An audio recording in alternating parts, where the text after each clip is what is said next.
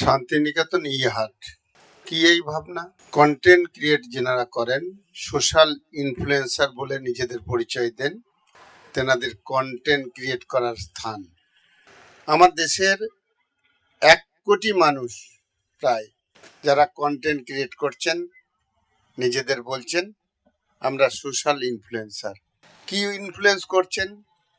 এর শাড়িটা ভালো, এর চশমাটা ভালো, দেখতে ভালো, চলারটা বাঁকা, একটা কমেডিয়ান কিছু, কর্পোরেট সেক্টরে হাত ধরে ভিউয়ার্স হবে লোভে নেগেটিভ কোনো কন্টেন্টকে ভাইরাল করা। এটা আমার আজকে যুব সমাজ পেশা হিসেবে বেছে নিয়েছে। আমরা যারা সমাজটা নিয়ে ভাবছি, তাদের ভাবনাটা কি?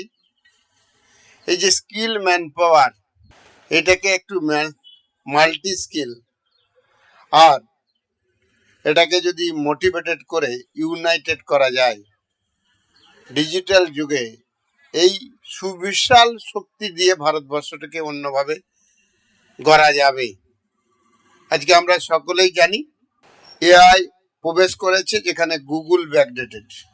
তাই ডিজিটাল এবং এআইকে কাজে লাগিয়ে এই 1 কোটি মানুষকে যদি আমরা শিল্পোপযোগী পরিবেশ, শিল্প গঠন এবং মাল সেলের কাজে লাগাতে পারি, তাহলে দেশ আজকে সমৃদ্ধ হয়ে যাবে।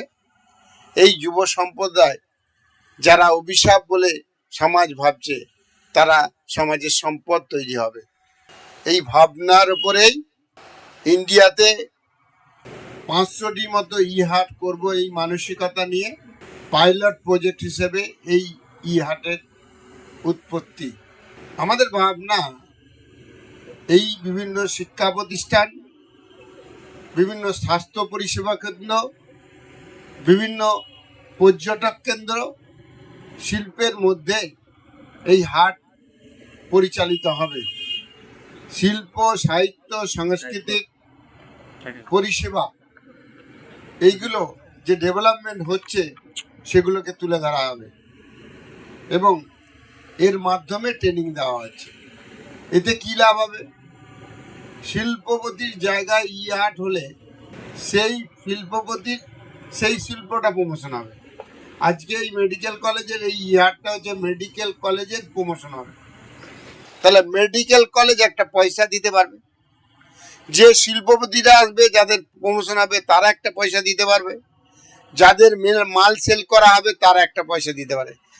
এই পয়সাগুলো সুষ্ঠুভাবে বন্টন করার একটি প্রচেষ্টা হচ্ছে কল টু অ্যাকশন অ্যাপ, যার মধ্য দিয়ে এই পয়সাটাকে সুষ্ঠুভাবে ডিস্ট্রিবিউট করা যাবে।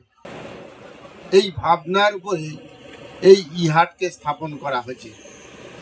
লাভ কি হচ্ছে এই হাট করতে গিয়ে? লাভ হচ্ছে আমার এখানকার লোকাল যারা শিল্পী তারা মাল বিক্রি করতে পারছে, যারা খাবার তৈরি করে তারা খাবার বিক্রি করতে পারছে, যারা সাংস্কৃতিক অনুষ্ঠান করে তারা সাংস্কৃতিক অনুষ্ঠান করার একটা মঞ্চ পাচ্ছে, প্রচার এবং প্রসারের একটা ক্ষেত্র তৈরি হচ্ছে, লোকাল ডেভেলপমেন্ট হচ্ছে। এবং এটাকে কাজে লাগিয়ে কী লাভ হচ্ছে? এটাকে কাজে লাগিয়ে যে লাভটা আমাদের হচ্ছে সেটা হচ্ছে আমরা কন্টেন্ট ক্রিয়েট করতে পারছি, যে কন্টেন্টটা শিল্পোপযোগী পরিবেশ তৈরি করছে, পজিটিভ ভাইব তৈরি করছে। এর ফলে সামগ্রিক সোশ্যাল ডেভেলপমেন্টের একটা জায়গা ক্ষেত্র তৈরি হচ্ছে। আমরা ভাবধারাটা নিজেরা এখনো ক্লিয়ার করতে পারিনি। আজকের যে এডুকেশন সিস্টেম, আমি ছেলে মেয়েদের আসতে বলছি কেন? আগেরকার দিনের শিল্পোপযোগী পঠন পাঠন আজ কিছুটা ব্যাকডেটেড হয়ে গেছে।